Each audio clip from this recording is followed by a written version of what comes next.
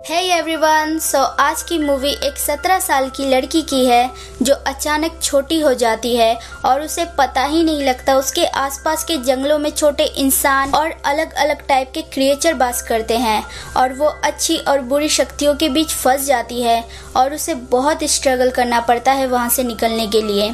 Movie के starting में जंगल में एक आदमी दिखता है जिसका नाम बूम्बा था। दरअसल वो एक साइंटिस्ट था और उसका मानना था इन जंगलों में छोटे इंसान की कम्युनिटी बास करती है, जिन्हें खोजने के लिए पूरे जंगलों में उन्होंने कैमरा लगा रखे थे और वो लेंस लगा के उन्हें खोजते रहते थे। अब हमें एक लीफ मैन दिखाया जाता है जिसका नाम नॉट था। उसके पीछे बॉगन्स लगे हुए थे। बॉगन्स एक अंधेरे में रहने वाले क्रिएचर थे जिनका मकसद पूरे जंगलों को बर्बाद करने का था।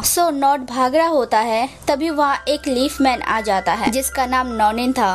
वो एक वॉरियर था और सारे लीफ मैन का लीडर था एंड नॉट का गार्डियंस और टीचर था। अब वापस स्क्रीन पे आते हैं। रॉनिन अब नॉट को समझाते हैं कि तुम सिर्फ लड़ने के लिए बने हो। रॉनिन बॉगन्स को मार के भगा देते हैं और नॉट को वैसे ही छोड़ के चले जाते हैं। अब हमें एमके नाम की लड़की दिखाई जाती है जो बोम्बा की बेटी थी और आज वो अपने डैड से मिलने जा रही थी, लेकिन वो सैड थी। वो पहुंच जाती है पर जब वो अंदर जाती है उसके डैड को पता ही नहीं लगता उसकी बेटी आ गई है और वो थोड़े पागलों जैसे बिहेव करते हैं। तभी वो अपनी बेटी को देखते हैं और हक कर लेते हैं। उसे उसका रूम दिखाते हैं और उसे बोलते हैं आज खास दिन है और पूनम की रात है जो 100 साल में एक बार होता है। वो काफी जल्दी में थे, वो चले जाते हैं। दूसरी ओर जंगल में हमें फॉरेस्ट की रानी दिखाई जाती है जिन्हें आज अपना वारिस चुनना था। ये मौका उन्हें 100 साल बाद मिला था। यहाँ गुफा में हमें बॉगन्स के लीडर को दिखाया जाता है जो जश्न कहाँ हो रहा है ये पूछते हैं और जंगल को बर्बाद और जंगल की रानी को मारने की बात करते हैं। अब यहाँ नॉट को दिखाया जाता है जो वापस आ गया था। रॉनिन और नॉट के बीच बहस होती है और हमें पता लगता है नॉट के डैड नहीं है, इसलिए उसकी फिक्र रॉनिन को हमेशा रहती थी क्योंकि नॉट के डैड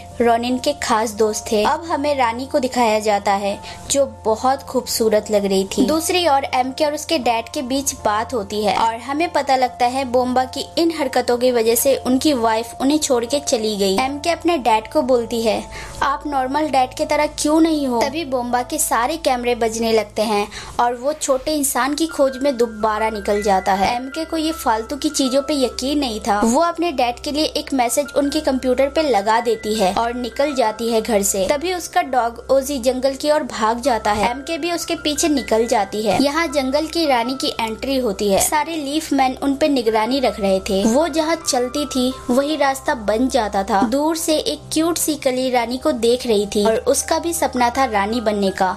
वो रानी की बहुत बड़ी फैन थी। यहाँ हमें मार्क और गर्ग नाम के 2 स्नेल भी दिखाई जाते हैं जिनसे रानी पूछती है मैं कौन सी कली चुनूं। फिर वो एक छोटी सी कली चुनती है। तभी रॉनिन को कुछ गड़बड़ लगता है और उसे पता लगता है बहुत सारे बॉगन्स छुपे हुए हैं। दरअसल वो रानी को मारने की फिराक में आए थे। बॉगन्स का झुंड उन सब पे हमला कर देता है और सारे लीफ मैन रानी को दूर ले जाने की कोशिश करते हैं पर उन लीफ मैन पे भी हमला हो जाता है और सब रानी की ओर आते हैं। रानी बच के जंगल की ओर भागती है और सारे जंगल भी रानी की रक्षा कर रहे थे पर बॉगन्स रानी का पीछा नहीं छोड़ते। वो क्यूट सी कली रानी को बचाती है। रानी उससे खुश होती है और उसे सेफ जगह भिजवा देती है। अब रानी ऊपर की ओर जाती है जहाँ सारे जंगल रानी को ऊपर की ओर पहुँचा देते हैं। वहाँ रॉनिन रानी को कैच कर लेता है पर उनके पीछे बॉगन्स के लीडर और उसके बेटे लगे थे। बॉगन्स का तीर रानी को लग ही जाता है और वो नीचे जा गिरती है जहाँ एमके देख लेती है रानी को पर रानी उसे क्लियरली नजर नहीं आती और उसे समझ नहीं आता ये हो क्या रहा है। रानी कली में अपनी सारी ताकत डालकर उसकी ओर कर देती है। एमके हाथ में पकड़ लेती है पर उसके साथ कुछ होता है। अब उसे रानी दिख रही थी पर रानी का तीर देखकर वो घबरा जाती है। तभी रानी बोलती है कली को नीम कलों तक पहुंचा दो। फिर वहाँ रॉनिन और बाकी लीफ मैन आ जाते हैं। रॉनिन और रानी की बॉन्डिंग बहुत अच्छी थी इसलिए वो बहुत दुखी हो जाता है और रानी उन सबको छोड़कर चली जाती है। रॉनिन बहुत सैड हो जाता है। अब रॉनिन एमके से पूछता है रानी ने तुम्हें कुछ बोला था क्या, पर एमके ने कुछ सुना ही नहीं था। अचानक एमके बड़ी सी मधुमक्खी देखती है और तभी उसे रियलाइज होता है वो छोटी हो गई है। वो और घबरा जाती है। तभी वहाँ वही स्नेल आ जाते हैं और रॉनिन बोलते हैं रानी की गुजरने की खबर आग की तरह फैले उससे पहले हमें यहाँ से निकलना होगा। अब वो लोग एक बर्ड पे निकल जाते हैं। यहाँ हमें नॉट दिखाया जाता है जो रेस कर रहा था।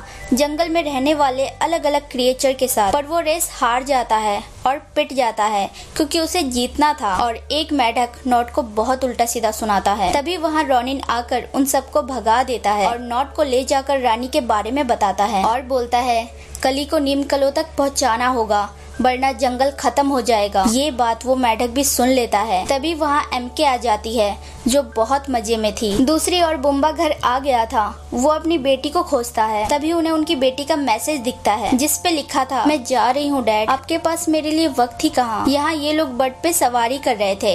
एमके और नॉट एक दूसरे से जान पहचान बढ़ाते हैं। तभी वो लोग देखते हैं आधा जंगल बर्बाद हो गया था और ये वही क्रिएचर ने किया था जिसने रानी की जान ली थी और उसका नाम मैंड्रेक था। जंगल बर्बाद होने से अब कली ही रोक सकती थी। तभी वहाँ से क्रो का झुंड निकलता है और एक बॉगेंस उन पे हमला कर देते हैं। एमके और नॉट एक बिल में जा गिरते हैं। तभी वहाँ एक चूहा आ जाता है।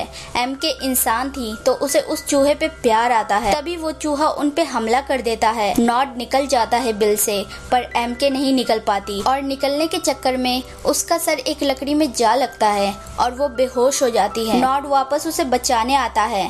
तभी वहाँ रॉनिन आते हैं जिसे देख चूहा भाग जाता है। एमके होश में आ जाती है।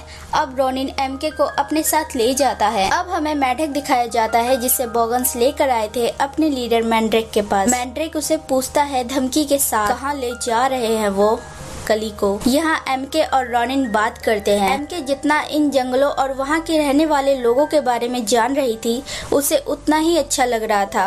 अब वो लोग पहुँच जाते हैं जहाँ जंगल के हर क्रिएचर आए थे रानी से बात करने क्योंकि आधा जंगल बर्बाद हो चुका था। ये लोग अंदर जाते हैं नीमकलो से मिलने। नीमकलो मूवी का वो कैरेक्टर है जिसे ज्ञान का भंडार कहना गलत नहीं होगा। जंगल में हो रहे हर चीज की खबर उसके पास थी। रानी चल बसी ये खबर भी उसे मिल गई थी।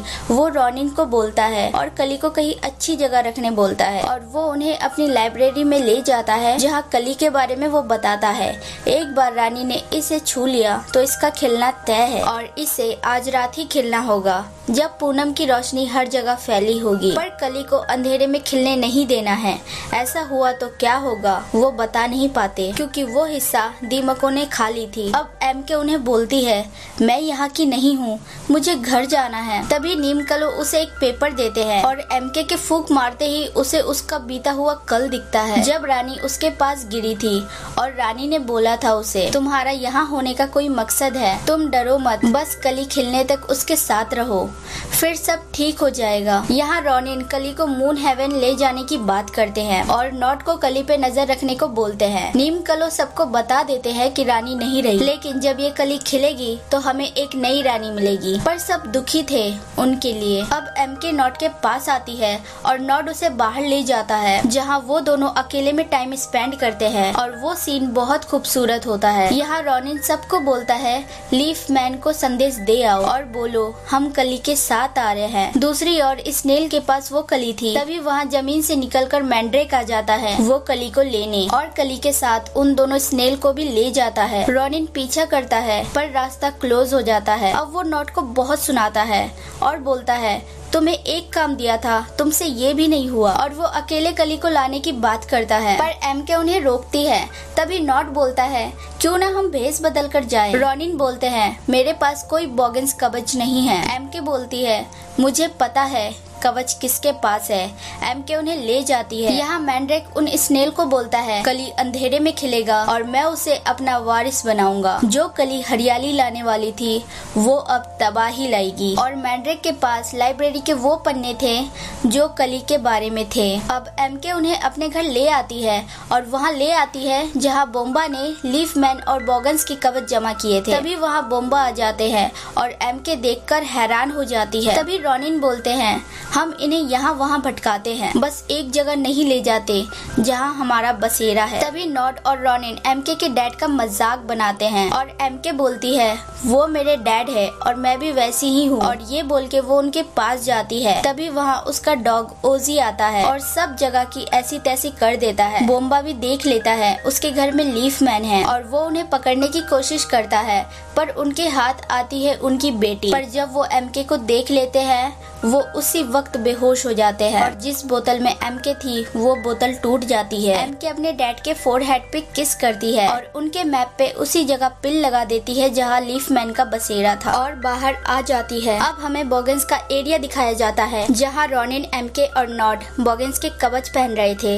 अब वो लोग अंदर जाते हैं। यहाँ मैंड्रेक ने स्नेल और कली को बंद कर रखा था। एमके वहाँ चमगादड़ ही चमगादड़ देखती है। रॉनिन बोलते हैं ये निकलने का रास्ता है, जब कली और वो दो स्नेल मिल जाए तो मुझे यहाँ मिलना। और रॉनिन उन बॉगिन्स का ध्यान भटकाने जाते हैं। एमके, नॉड उन्हें खोजने जाते हैं और वो उन्हें मिल भी जाते हैं। तभी वहाँ दो बॉगिन्स आ जाते हैं। एमके, नॉड स्नेल पे लटक के निकलने की कोशिश करते हैं। यहाँ रॉनिन का मैंड्रेक से सामना होता है और उन दोनों के बीच जंग हो जाती है। तभी मैंड्रेक उन स्नेल और एमके, नॉड को देख लेता है और अपनी फौज को बुलाता है। चारों ओर से बॉगिन्स निकल कर आते हैं और रॉनिन को बुरी तरह घेर लेते हैं। एमके और नॉड बाहर थे पर वो रॉनिन को ऐसे छोड़ के जाना नहीं चाहते थे, पर उन्हें जाना पड़ता है क्योंकि उन्हें भी बॉगिन्स घेर रहे थे। सही टाइम पे वो लोग निकल जाते हैं और रॉनिन का बर्ड वहीं अकेला रह गया था। नॉट सैड था, वो लोग मून हेवन पहुंच गए थे। अब कली को वहां रख दिया जाता है जहां पूनम की रोशनी कली तक पहुंच पाए। अब कली खिलने ही वाला होता है तभी वहां बॉगिन्स अंधेरा कर देते हैं और पूनम की रोशनी आने नहीं देते। फिर सारे लीफ मैन उनके साथ युद्ध करने निकल जाते हैं और अब नॉट भी जाता है उनके साथ। यहाँ एमके भी लड़ना चाहती थी उनसे, तभी उसे उसकी डैड की याद आती है।